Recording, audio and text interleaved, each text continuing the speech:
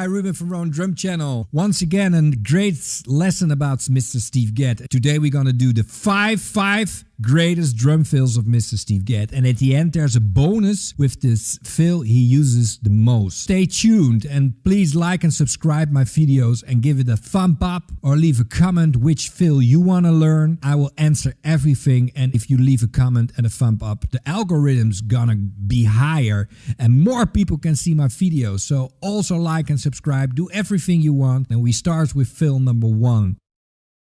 6 strokes, and it calls the 6-stroke roll fill, and he uses a lot of fills out of the rudimental thing. Original 6-stroke is 1 60 note, a double and a 60 notes again. 1 E and a 2 E and a 1 E. Sticking is right, left, left, right, right, left. You see it here. And Mr. Gadd does a little bit a different twist on it. He plays them in an equal value of 60 note triplets. The sticking is the same, but it sounds like this.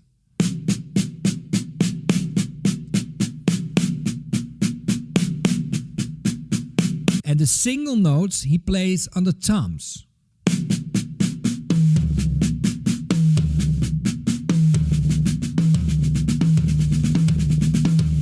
Watch the articulation and the dynamics. So the single notes you really have to play in the middle and the center at the sweet spot. So you can check out my other lessons about that. And the notes on the snare are really soft taps that makes it very hard. You start with the right hand on the snare.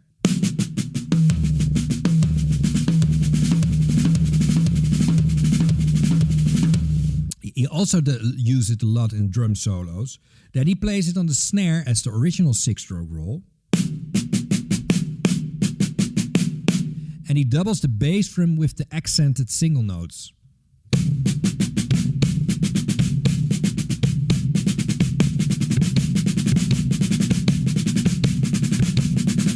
Especially the left hand accent and the right hand foot. Don't flam there.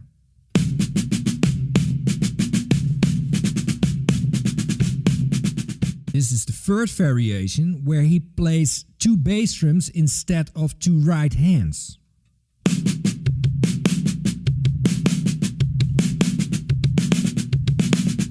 Most of the time he used this in a single beat phrasing.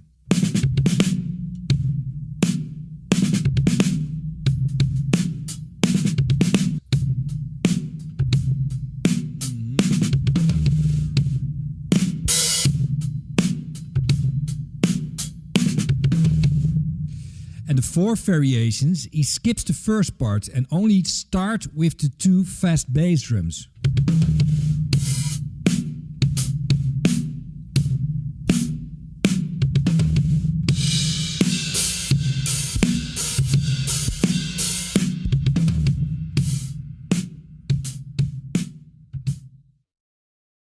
The most famous fill Steve Gadd plays, it's the triplet fill. And it's a very common fill, already existed. He didn't invent this himself. John Bonham plays this, all the jazz drummers did it. It's a triplet divided with 2 snare drums and 1 bass drum. So a lot of times the immortals play it right, left, bass. 1 and E, U, and E.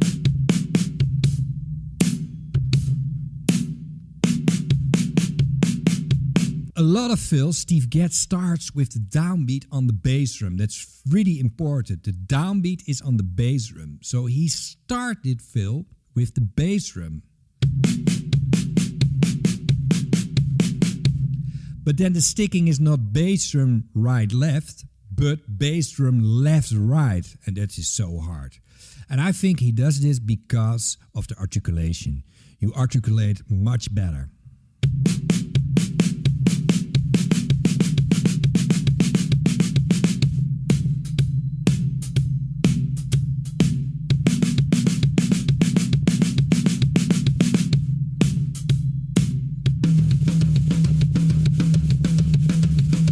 It's always at the ending of his drum solo, he plays very fast this pattern.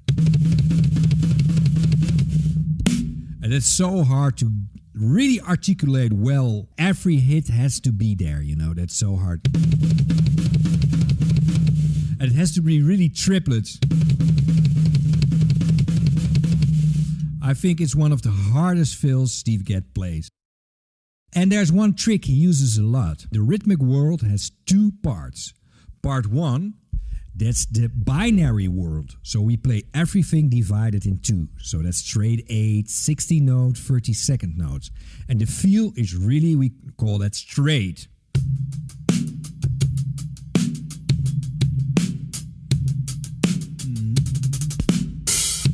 The binary world is really coming out of the Europe classical tradition, like the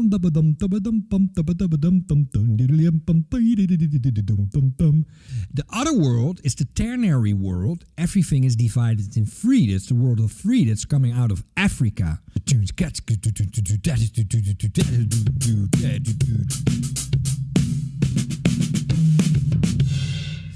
And that became jazz music. So that's also Ternary or the blues.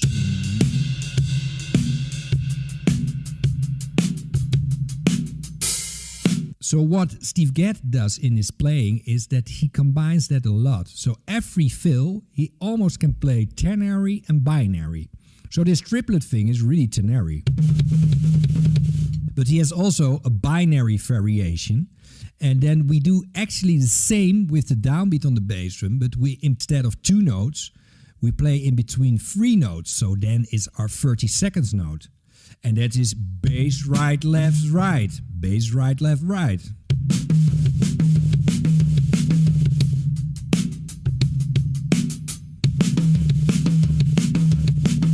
Bass drum really plays on the downbeat.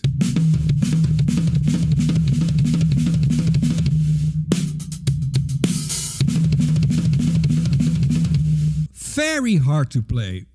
So at the end of the solos, he always ends with the triplet thing or with this 32nd note thing.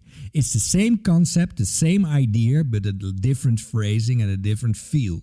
Really tight, articulated and dynamic in between. The Rhythmic fill, also in the Aja drum solo. So what's a Rhythmic? It's again a rudiment.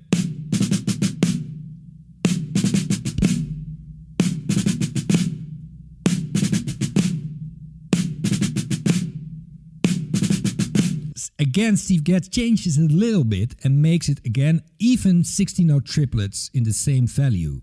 So that first note, he makes it a bass drum.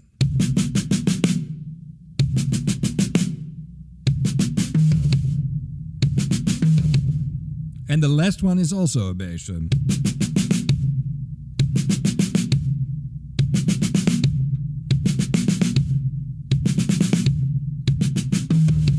And then again that great revoicing on the toms.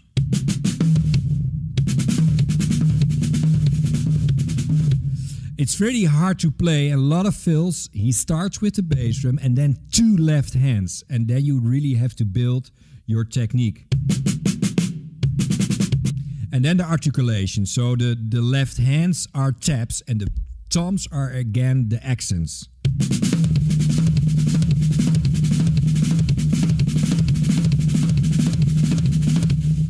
And also there's a little add on it, downbeat on the bass drum. He combines it with a downbeat on the hi-hat, the heel on the hi-hat. You get that splash sound Tony Williams uses a lot. You do that with your heel, really your heel.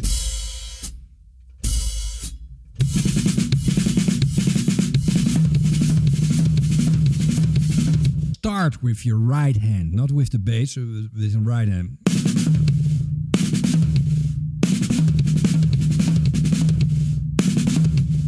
Or as a single phrase.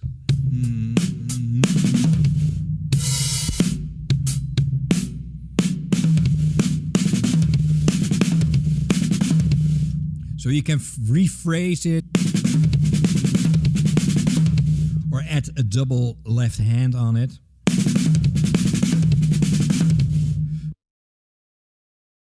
fourth fill-in, it's also a concept Steve Gadd developed a little bit. It's about the group of 3 in 16 notes. Polyrhythmic. Can play straight 60 notes in the single stroke version. Fill number 1, my favorite fill. Also make sticking out of 3 notes and play that in a 60 note figure. And the sticking is right, left, left.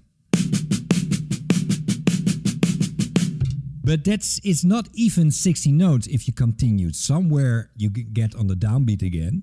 So you really have to listen, and please don't start to calculate. A lot of people think, okay, I play 4 groups of 3 and then I play 1 group of 4 and I have 60. No, you have to play it by ear. It's music. Music. Music.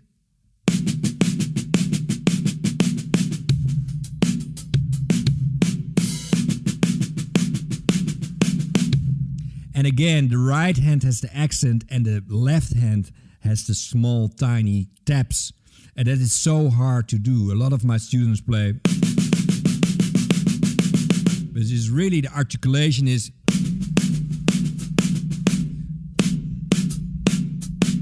That's the most important melody in it.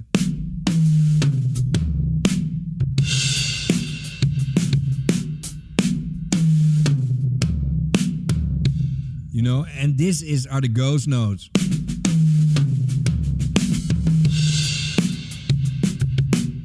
The trick Steve Gadd uses a lot is re-emplacement. And there's a new book coming and it's filled with re-emplacement. Every phrasing he plays, he can re-emplace it on different parts of the measure. And that's really genius. You have to really feel the time there. But he plays it 1/16 later. He starts on the second 16 note. So then we have 1.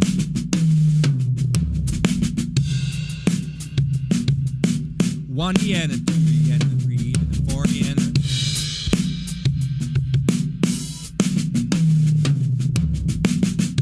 You can also start with the bass drum on the 1.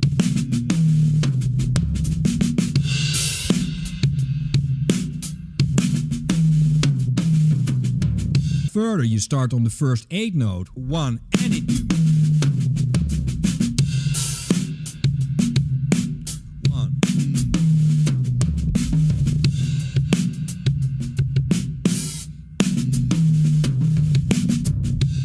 Try to make musical sentences with it. So fool around with it. Don't play like, really. That's the secret. I tell you all the secrets. He also has another thing in it. He plays this a lot in jazz music. It's a little variation again. He plays right, left, left, bass. Then it's a group of 4 again. But if you play that out of a ternary beat in 16 notes, he does that a lot in jazz music.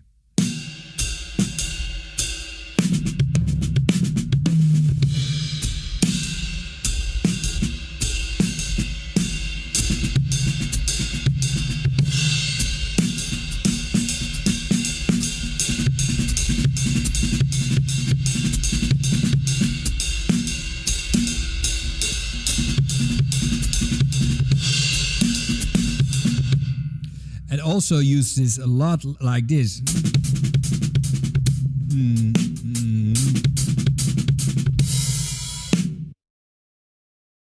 The flutter lick, there are a lot of lessons about the flutter lick, so I keep it short. A rudimental thing, it's inverted double. We have a double, the double starts on the downbeat.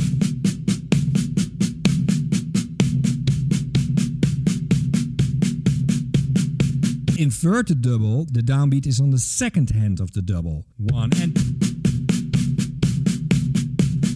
Or you start with 1 single. So instead of...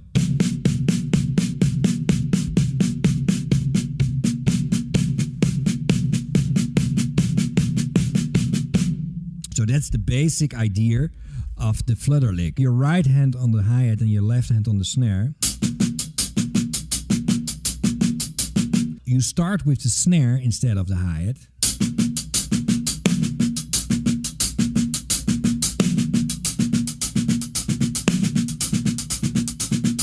You see that this movement is not so comfortable. So he replaced that one right hand with a bass drum before you go to the backbeat.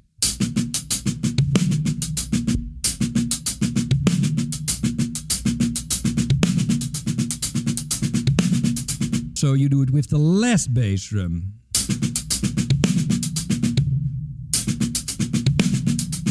And you start instead of one right hand with the bass drum.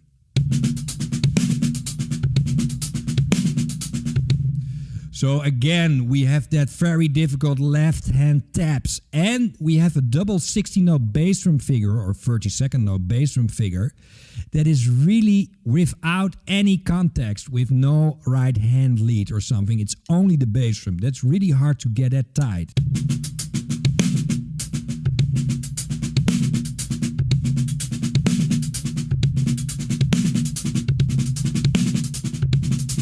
The most amazing song he uses this is Ricky Lee Jones. Chuggy is in Love. And I have a lesson also of this song, so I explain it more clearly. But the nice thing, it's a ternary song. It's a shuffle, a halftime shuffle. Like this. And there's this a C part, goes a little bit like a jazz thing, you know. And it leaves an open space, an open ending. And then the drums has to bring back the groove to start the second part of the song with a fill-in. It's a ternary thing, so a lot of drummers will play a ternary thing. And he started this with that 13-second note, straight binary thing. Digga-digga-digga-digga-da.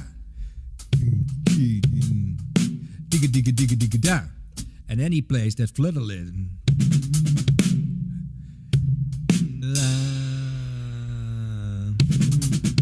He has a ternary way of playing this, and that's really nice. It's out of a paradiddle-diddle, and a paradiddle-diddle is right, left, right, right, left, left. Again, a rudiment.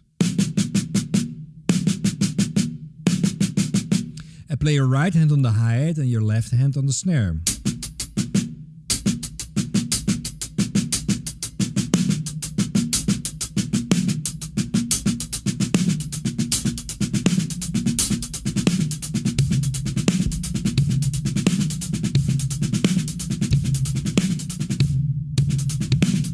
And you can replace one bass drum, one left hand with the bass drum. So that's the ternary flutter lick.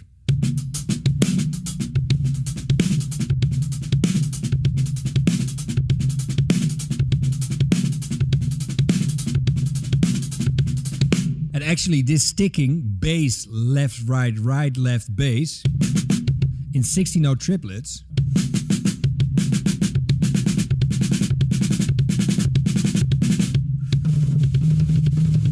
It's also a tom thing he uses in drum solos. He used that in the drum solo on the Up Close video, the famous solo. It's also in the Roof Garden video and the Roof Garden song. There are monumental breaks in the Roof Garden song, and one of them is this 60-note triplet figure. You have the same thing with actually a double left hand or a single left hand. Binaries. And ternaries.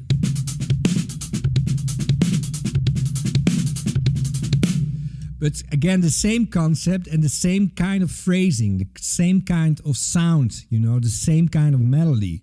And it's so nice. That's the secret to play something ternary and something binary. Oh man, that's so hip. Shall we? It also has a variation on that flutter lick, and that's a really nice phrasing. I think you recognize when I play it.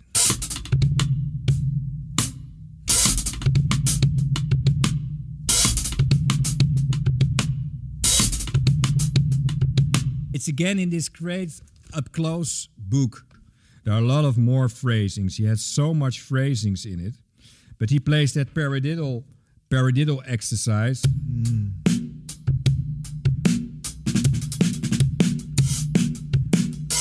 And it's the same concept. It's again, but instead of, is, so the one left hand, you have not a bass drum, but you kick your hi-hat. And the rest are doubles.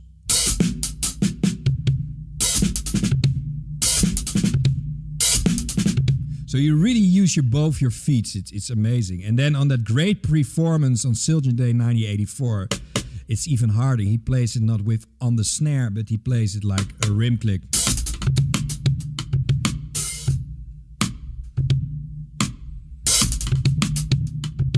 And again, the articulation is amazing. It's dynamically, you really have to listen what he plays. And then he plays a loop, a continuous loop. I cannot play that. He plays it big.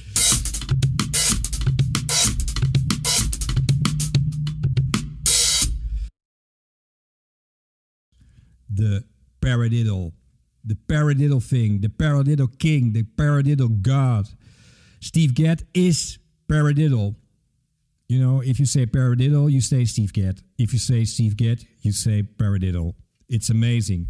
What he does creatively with the paradiddle, it's out of your mind. It's so incredible. Nobody found these gaps in the paradiddle world. It's a rudiment again. So it's right, left, right, left, left.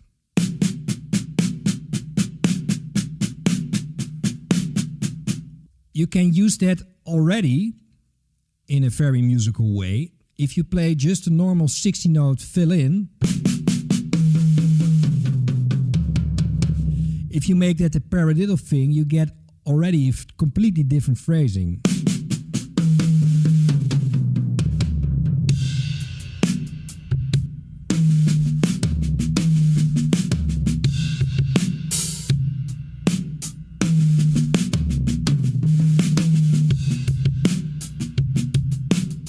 And he uses it also a lot in his beats, but I have another video about his drum beats. So, the nice thing about this paradiddle that there are inversions. So you hustle the paradiddle a little bit. I can explain you that in other videos. But you play right, left, right, left.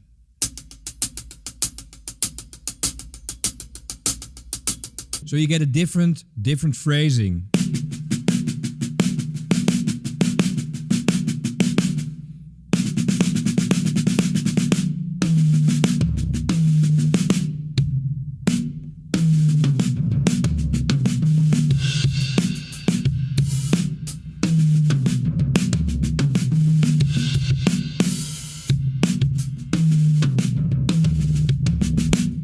And then you can combine them. So you can play the right, left, right, and then left, right, left.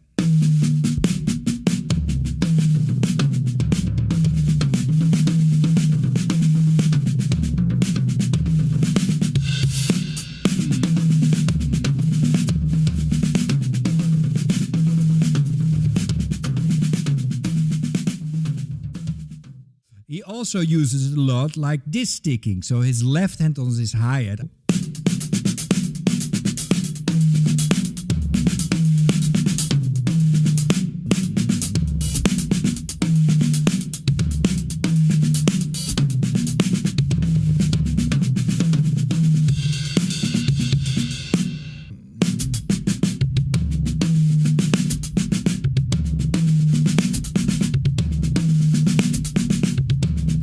It's a really famous phrasing. He uses it a lot. Also in the coda of the Paul Simon is in the whole drum ending.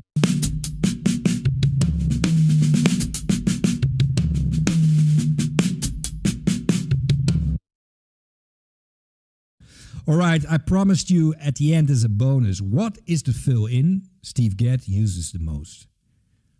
And I think I have so many records of Steve Gadd. On every record he plays this fill.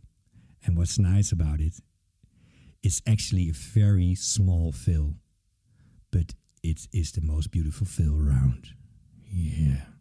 It's a variation on the #1 drum fill around, is this one. That's the #1 drum fill everybody uses.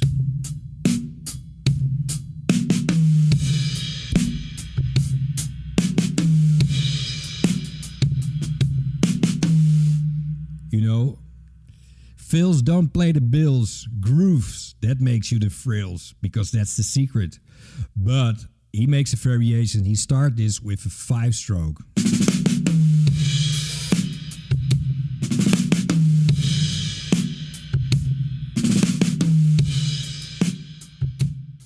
Thanks for watching again. Please leave that comment and give it a thumb up, because that's great for the algorithms, and a lot of people see this on their video recommendation thing coming up then. So we have a bigger audience for Steve Gadd then.